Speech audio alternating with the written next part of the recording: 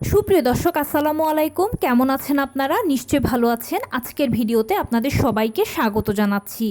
আজকে আমি আপনাদের সাথে খুব গুরুত্বপূর্ণ একটা টপিক নিয়ে আলোচনা করব, আর সেটা হচ্ছে কি ভুলের জন্য সহজে ডেলিভারি পেইন আসে না, কি করলে খুব সহজেই ডেলিভারি পেইন আসবে বা সময় মতো ডেলিভারি পেইন আসবে। আসলে ডেলিভারি পেইনে কতটুকু ব্যথা হয়, এই ব্যথাটাকে কিভাবে আপনি খুব সহজে সহ্য করে নেবেন, এবং তার পাশাপাশি সাইড কাটা নিয়ে কিছু ভুল ধারণা আজকে আপনাদের সাথে শেয়ার করব। তাহলে চলুন মূল ভিডিওতে যাওয়া যাক। বাই দ্য ওয়ে, মূল ভিডিওতে যাওয়ার আগে একটা কথা বলি, আমি আমার চ্যানেলে pregnancy related, specially normal delivery related অনেক ইম্পর্ট্যান্ট তথ্য ভিডিও আকারে শেয়ার করে থাকি। এই তথ্যগুলো আমার পার্সোনাল এক্সপেরিয়েন্স ও আমার ডক্টরের সাজেশন থেকে নেওয়া। তাই আমার চ্যানেলটিকে যদি একবার আপনারা ভিজিট করেন, তাহলে আপনারা আপনাদের প্রশ্নাতীত মনের অনেক প্রশ্নের উত্তর পেয়ে যেতে পারেন। আমন্ত্রণ জানাবো আমার চ্যানেলটিকে একবার ভিজিট করে দেখার জন্য। এবারে চলুন মূল আলোচনায় যাওয়া যাক। আমি শুরুতেই বলেছি আজকে আলোচনা করব খুব গুরুত্বপূর্ণ কিছু টপিক নিয়ে।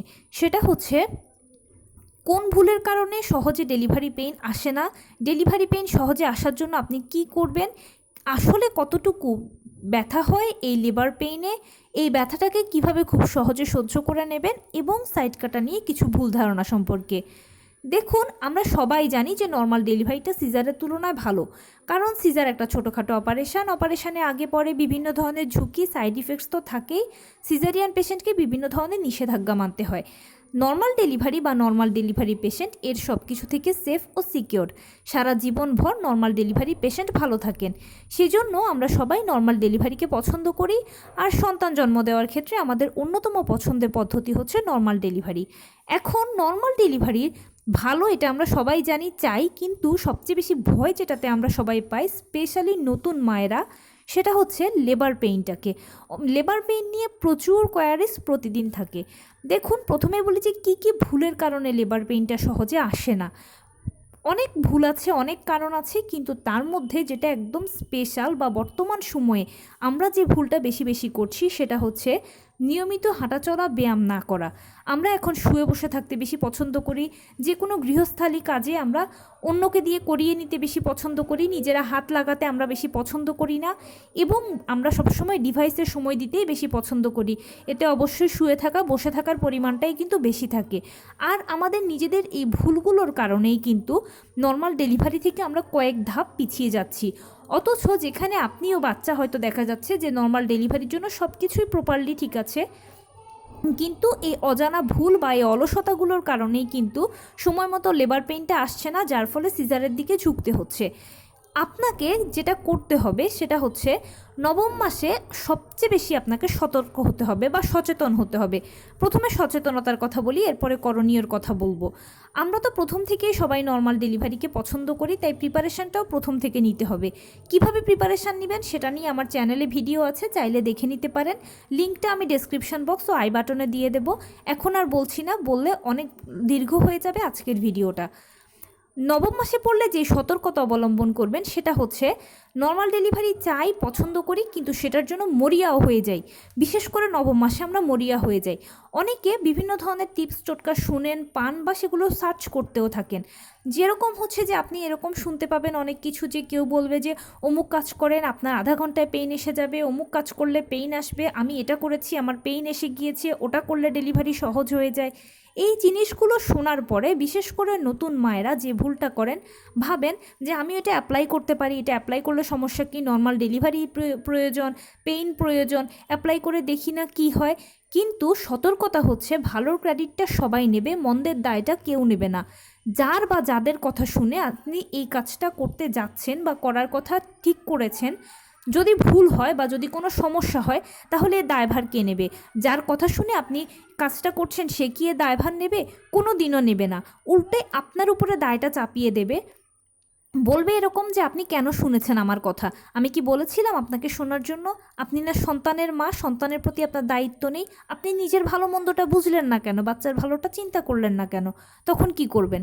ভুলের কোনো মাসুল কিন্তু নেই। আয়নায় নিজে মুখও দেখাতে পারবেন না, সারা জীবন কষ্ট পেতে থাকবেন নিজের মনে নিজে। তাই এই সময়টাতে অনেক কিছুই শুনবেন, অনেক কিছুই জানবেন। আপনি হয়তো শোনার চেষ্টা করছেন, শুনছেনও সেই জন্য, কিন্তু হুটহাট অ্যাপ্লাই করবেন না প্লিজ। এই ভুলটা অনেকেই করে, এটা করবেন না। কারণ কি, এই সময়টা নবম মাসের যে কোনো সপ্তাহে আপনি থাকেন না কেন, এটা ভীষণ একটা স্পেশাল সময়। এই সময়টাতে সামান্য 19 থেকে 20 হলে হয় আপনার ক্ষতি হতে পারে অথবা বাচ্চার ক্ষতি হতে পারে, বিশেষ করে বাচ্চারই ক্ষতি হয়। তাই যেটা শোনেন না কেন, প্রথমে এটা ঠান্ডা মাথায় চিন্তা করবেন, ভাববেন যে এটা আপনার বাচ্চার জন্য ভালো হবে কিনা, আপনার জন্য ভালো হবে কিনা, কতটুকু নিরাপদ হবে। যদি সব দিক ঠিকঠাক মনে হয় আপনার কাছে, তাহলে অ্যাপ্লাই করবেন, নিজ দায়িত্বে করবেন। কিন্তু যদি আপনার কাছে কোনো কিছু খচখচে মনে হয়, তাহলে প্লিজ স্কিপ করে যাবেন, কোনো দরকার নেই। নর্মাল ডেলিভারি হচ্ছে একটা ন্যাচারাল প্রসেস। এখানে জোর করে ডাক্তার দিয়ে ঔষধ খেয়ে কোনো মতেই কিছু সম্ভব নয়। সম্পূর্ণ প্রাকৃতিকভাবে প্রথম থেকে শেষ পর্যন্ত প্রতিটি ধাপ শুরু হয়ে শেষ হবে। অন্য কিছুর প্রয়োজন হবে না। আপনি শুধুমাত্র প্রাকৃতিকভাবে প্রিপারেশানটুকু নেবেন। কি করবেন? নিয়মিত হাঁটাচলা করবেন, টুকটাক কায়িক শ্রম করবেন, লো কমেটটা ব্যবহার করবেন, এবং সেই সঙ্গে অবশ্যই বাটারফ্লাই স্টাইলে বসে থাকবেন। ছবিতে দেখানো স্টাইলটা হচ্ছে বাটারফ্লাই স্টাইল। আর আপনি যেরকমই হন না কেন, কর্মজীবী বা গৃহিণী, সারাদিনে যেরকম কাজ করেন, টুকটাক যেন কায়িক শ্রম থাকে সেটা এনশিওর করবেন। প্লাস আপনি নিয়মিত মাছ, মাংস, দুধ, ডিম, হলুদ ফলমূল, সবুজ শাকসবজি, লাল জাতীয় খাবার, ওমেগা 3 ফ্যাটি অ্যাসিড সমৃদ্ধ খাবার, কলা, খেজুর, বাদামের মতো ফলগুলো নিয়মিত খাবেন। এতটুকুই প্রিপারেশান। আর এই কাজটুকু যদি করতে পারেন, তাহলে আপনার আর কোনো টেনশন করতে হবে না। প্রাকৃতিক জিনিসটা যেহেতু আপনি প্রাকৃতিকভাবে হ্যান্ডেল করছেন, প্রিপারেশান নিচ্ছেন, সো দ্যাট আপনার অটোমেটিক লেবার পেইনটা এসে যাবে। এটার জন্য আপনাকে কোনো বাড়তি কাঠখড় পোহাতে হবে না। আর সেই সাথে আপনি যেই ধর্মের অনুসারী হন না কেন, বেশি বেশি করে উপরওয়ালাকে ডাকবেন। মনে রাখবেন, এটা আপনার জন্য একটা সময়, আর এই সময়ের হাত থেকে উপরওয়ালাই আপনাকে খুব ভালোভাবে সাহায্য করতে পারবে। এবারে বলি, লেবার পেইন যখন আপনার এসে যাবে, অনেকে এই জিনিসটাকে ভয় পায় যে কত ব্যথা লেবার পেইনে। লেবার পেইনটা আসলে নামে পেইন হলেও প্রকৃতপক্ষে এটা হচ্ছে একটা মিষ্টি অনুভূতি। কারণ কি, এই পরেই হচ্ছে আপনার সন্তান আপনার কোলে আসতে চলেছে, জাস্ট অল্প কিছু ঘন্টা বা সময়ের অপেক্ষা মাত্র। তাই এটা একটা মিষ্টি অনুভূতি। আর ভয়ের কিছু নেই, বিশেষ করে নতুন মাদের বলছি, একেবারেই ভয় পাবেন না। এটা খুব মিষ্টি একটা পেইন বা মিষ্টি একটা ব্যথা। এটা কখনোই র্যান্ডম হয় না। ধরুন আপনার যখন কোমরে ব্যথা হয়, তখন র্যান্ডম করছে, 10 মিনিট করুক, 5 মিনিট করুক, আধা ঘন্টা করুক। বা মাথা ব্যথা হলেও সেটা র্যান্ডম হচ্ছে, 10 মিনিট হোক, 15 মিনিট হোক, আধা ঘন্টা হোক। পেটে ব্যথা হলেও সেম র্যান্ডম হচ্ছে ব্যথাটা, সেটা আধা ঘন্টা থাকুক বা 1 ঘন্টা থাকুক। কিন্তু এই যে ডেলিভারি পেইনটা, এটা কখনোই একটানা হবে না, একটানা আপনাকে কষ্ট দেবে না। এটা 10 মিনিট পর পর কারো কারো আসে, কারো 15 মিনিট পর পর আসে, কারো 20 মিনিট পর পর আসে, কারো আধা ঘন্টা পর পর আসে। আমি যদি এটাকে আপনাকে সময় হিসেবে বলি, ধরুন আপনার 7টার সময় পেইন শুরু হলো, জাস্ট কয়েক সেকেন্ড থাকবে, ওই কয়েক সেকেন্ড একটু হালকা হয়তো কষ্ট পাবেন। কষ্টটাও কি, আমার মনে হচ্ছে একটু পেটে ব্যথা করছে, এতটুকুই শুধুমাত্র। এরপরে আবার ব্যথাটা চলে যাবে। আপনি হাঁটা, চলা, ওঠা, বসা, খাওয়া, ফোনে কথা বলা, হসপিটাল ব্যাগ গুছানো, রিলেটিভসদের থেকে, সবার থেকে শুভকামনা নেওয়া, সব কিছু করে শেষ করতে পারবেন আপনি। তারপরে আবার হয়তো 15 মিনিট পরে পেইন আসবে, জাস্ট কয়েক সেকেন্ড থাকবে, এরপর আবার চলে যাবে। এভাবে করে এই ব্যথাটা শুরু হয়ে, এই ব্যথাটা একেবারে মাঝারি পর্যায় থেকে ভারী পর্যায়ে একই রকম থাকে। এটা আপনাকে কখনোই অতিরিক্ত কষ্ট দেবে না, অতিরিক্ত এটা আপনার জন্য কখনোই হবে না। ভারী পেইনটা যখন হয়, তখন অনেকে বলে যে ভারী পেইন মানে প্রচণ্ড ব্যথা, অতি কষ্ট। না, ভারী পেইনও সেরকম নয়। ভারী পেইন মানে হচ্ছে আপনার এখন বারে কমে আসবে। মানে আগে যদি আপনার 10 মিনিট পর পর হতো, এখন হয়তো 7 মিনিট পর পর হবে, বা 5 মিনিট পর পর হবে, বা 4 মিনিট পর পর হবে। এভাবে সময়টা কমে আসবে, কিন্তু ব্যথাটা ওই একই রকম থাকবে, যে কতক্ষণ পরে একটু আসবে, আবার কতক্ষণ পর চলে যাবে, আসবে আবার চলে যাবে, আসবে আবার চলে যাবে। এখানে পেইনটা এরকম, বিশ্বাস করুন, নর্মাল ডেলিভারির পেইনটা কখনোই আপনাকে কষ্ট দেবে না।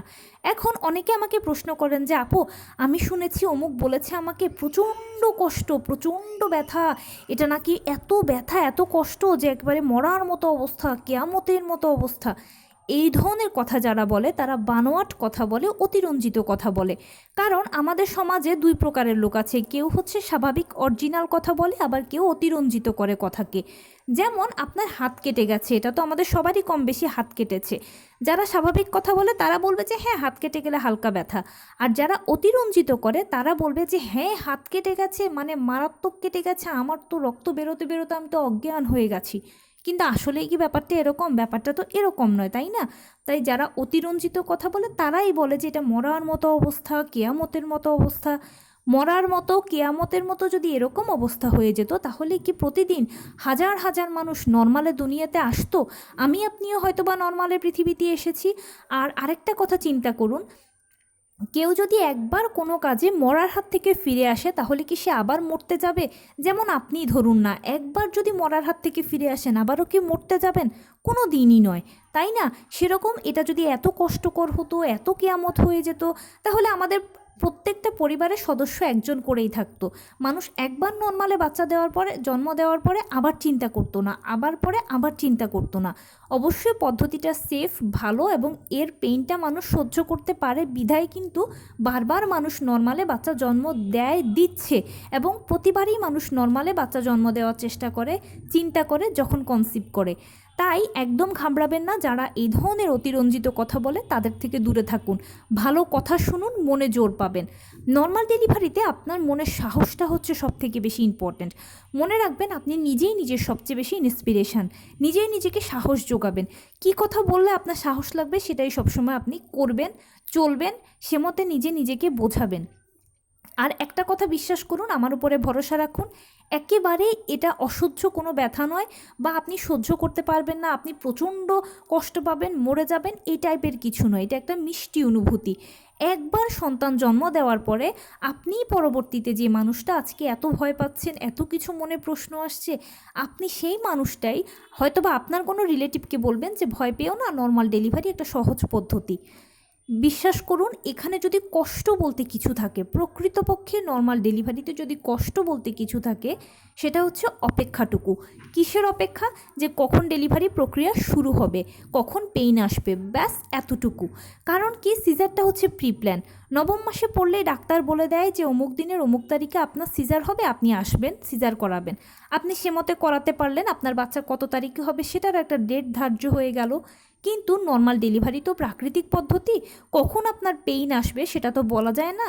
সেই জন্য এই যে অপেক্ষাটুকু করবেন, এতটুকুই হচ্ছে কষ্ট, আর কিছু নয়। একবার যখন প্রসেসটা শুরু হয়ে যাবে তখন একটা প্রসেস আপনি বুঝে উঠতে উঠতে পরবর্তী ধাপে চলে যাবেন, পরবর্তী ধাপটা ফিল করতে করতে পরবর্তী ধাপে চলে যাবেন। এরপরে দেখবেন যে আপনার বাচ্চা হয়ে গেছে। আপনি পুরো ম্যাজিকের মতো লাগবে বিষয়টা আপনার কাছে, বুঝতেই পারবেন না। একটা জিনিস ফিল করতে করতে আরেকটা জিনিস শুরু হয়ে যাবে।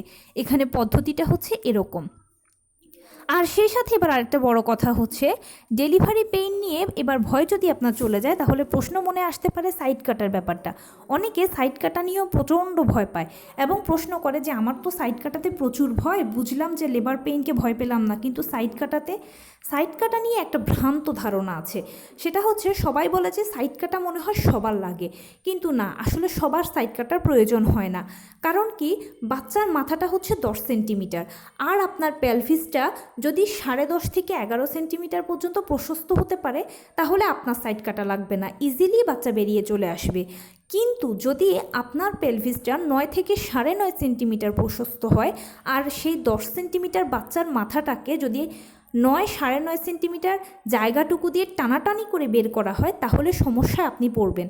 কী সমস্যায় পড়বেন? হয়তো বাচ্চা আপনার পেলভিসের মুখে এসে আটকে যাবে আর নিঃশ্বাস নিতে পারবে না, মারা যাবে। আর নয়তো বা প্রচণ্ড প্রেশারে, মানে বাচ্চাও প্রেশার দিচ্ছে বেরোনোর জন্য, আপনিও প্রেশার দিচ্ছেন তাকে বের করার জন্য, দুজনের প্রচণ্ড প্রেশারে হবে কি, হতে পারে এরকম যে বাচ্চা জোরে বেরোলো আর আপনার যৌনাঙ্গটা এবড়োথেবড়োভাবে ছিঁড়ে গেল। এতে তো পরবর্তীতে আপনারই কষ্ট বেশি হবে।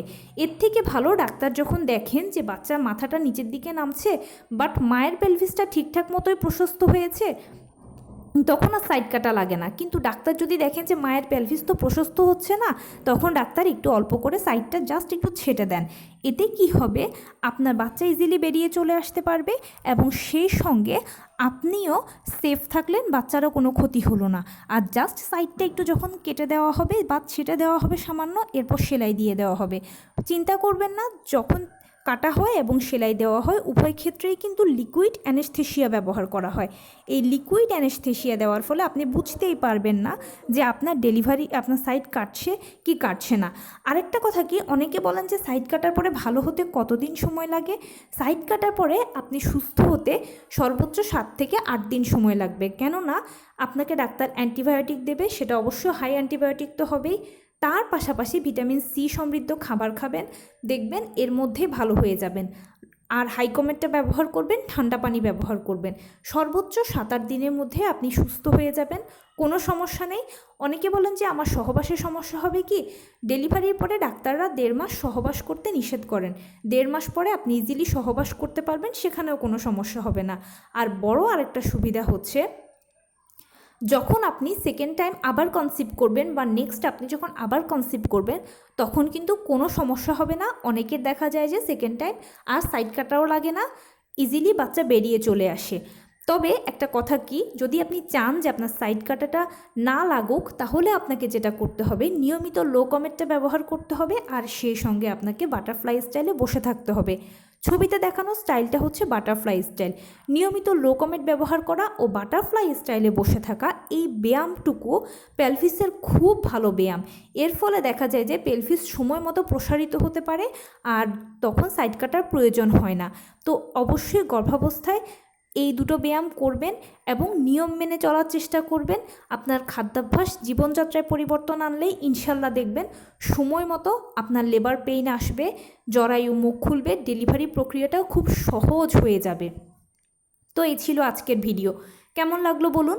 যদি ভালো লেগে থাকে ও হেল্পফুল হয়ে থাকে তাহলে প্লিজ লাইক, কমেন্ট, শেয়ার করতে একদম ভুলবেন না। আর সেই সঙ্গে আমার চ্যানেলটিকে সাবস্ক্রাইব করার বিনীত অনুরোধ রইল। পাশে থাকা বেল আইকনটি ক্লিক করে দেবেন, যেন আমি ভিডিও আপলোড করার সাথে সাথে আপনারা নোটিফিকেশান পেয়ে যান। যদি কোনো প্রশ্ন থাকে কমেন্টসে জানাবেন, আমি রিপ্লাই দেব। প্লাস যদি কোনো পরামর্শ থাকে যে কোন বিষয়ের উপরে ভিডিও বানালে আপনারা উপকৃত হবেন, সেটাও জানাবেন। আমি আপনাদের পছন্দের সর্বোচ্চ প্রায়োরিটি দেব। ভালো থাকবেন, সুস্থ থাকবেন। আসসালামু আলাইকুম।